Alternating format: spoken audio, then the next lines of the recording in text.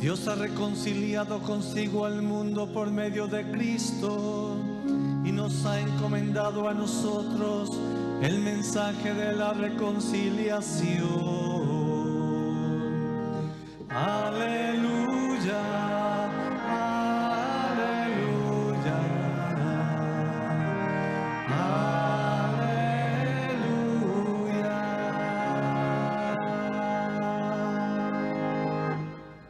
El Señor esté con ustedes.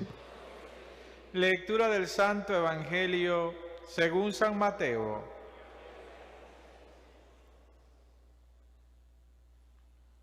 En aquel tiempo, Jesús subió de nuevo a la barca, pasó a la otra orilla del lago y llegó a Cafarnaúm, su ciudad. En esto trajeron a donde él estaba a un paralítico postrado en una camilla.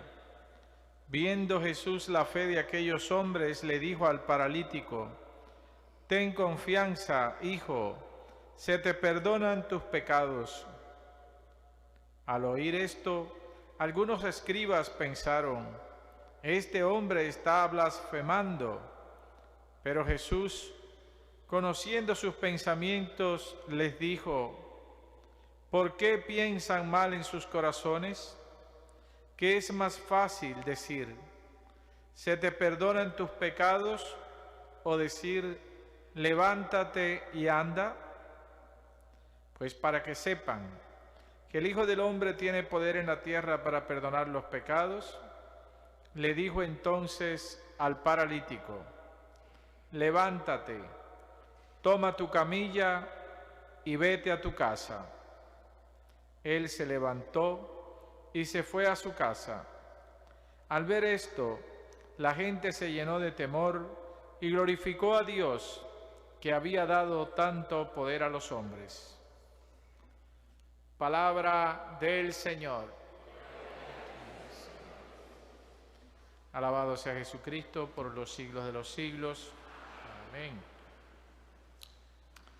Bien, queridos hermanos, hermanas, pues Jesús, que pasó haciendo el bien, se encuentra hoy pues en Cafarnaúm. Cafarnaúm era la ciudad de donde Jesús acostumbraba, podríamos decir nosotros, a pasar la mayor parte de su tiempo. Pues ahí vivían un gran número de sus discípulos, y donde Jesús llegaba, pues mucha gente acudía a escuchar a Jesús. Y hoy pues nos dice el Evangelio que le trajeron a un hombre que estaba paralítico, y Jesús vio la fe que tenía aquella gente, que llevaron hasta él aquel hombre. Pero también en aquel lugar estaban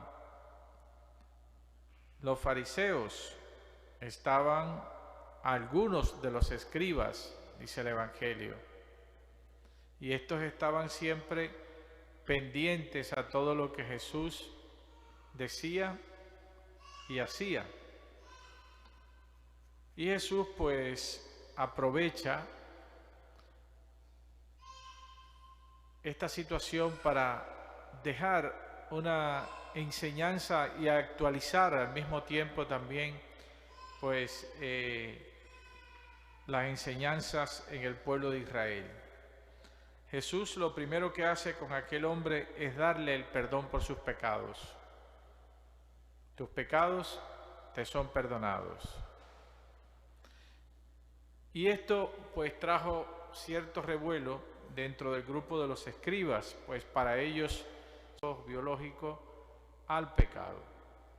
Para ellos una persona que estuviera sufriendo una enfermedad, esa persona estaba pagando por algún pecado, ¿no? Y entonces pues Jesús quiere un poco hacerles a ellos entender, ¿no?, que el perdón de Dios no está, o que el estar en gracia con Dios no está en relación con los padecimientos que podamos tener. Son propios del hombre como ser humano, como criatura, como limitados que somos. no tenemos la perfección de Dios. Y entonces estos comienzan a acusar a Jesús de blasfemo por haber perdonado, por haber hecho algo que solo Dios lo podía hacer. ¿Cómo Jesús puede demostrar que verdaderamente Él tiene el poder para perdonar? Porque lo estaba diciendo de palabra, pero era su palabra solamente. ¿Cómo ellos, aquellos escribas, podían saber que Jesús estaba verdaderamente perdonando a aquel hombre? ¿Cómo podían saber que aquel hombre era, por la palabra de Jesús, perdonado por Dios? Y entonces Jesús va a utilizar la propia mentalidad de los escribas para demostrarle que Él realmente tiene el poder de perdonar. Y le dice a aquel hombre que coja su camilla. ¿Qué es más fácil? ¿Decir tus pecados te son perdonados? ¿O toma tu camilla y echa a andar? Y es lo que Jesús hace. Aquel hombre se incorpora, le agarra su camilla y se echa a andar.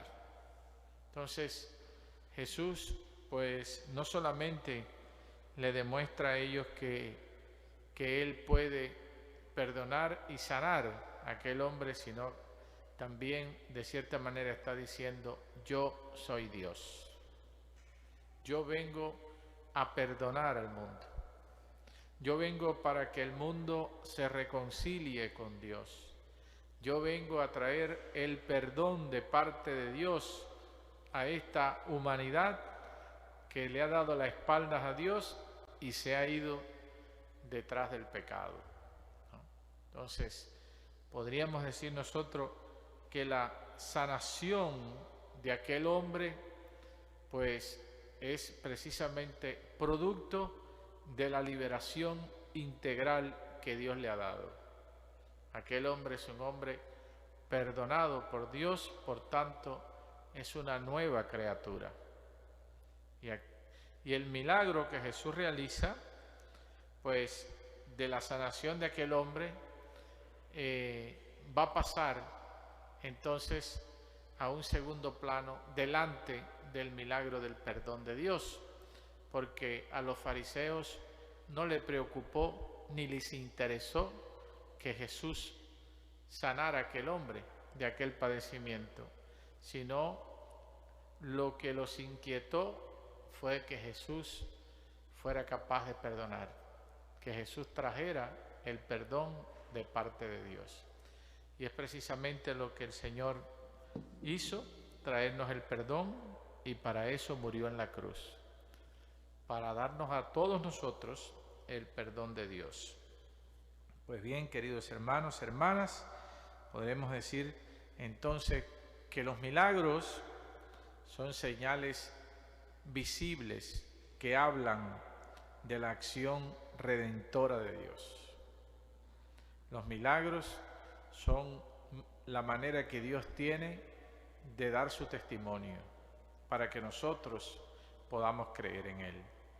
Los fariseos no creyeron en su palabra, pero sin embargo Jesús los cuestionó con aquel milagro. Entonces,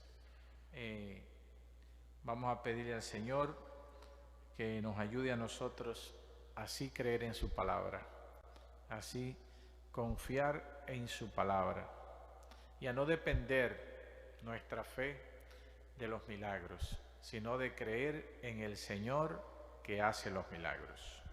Amén.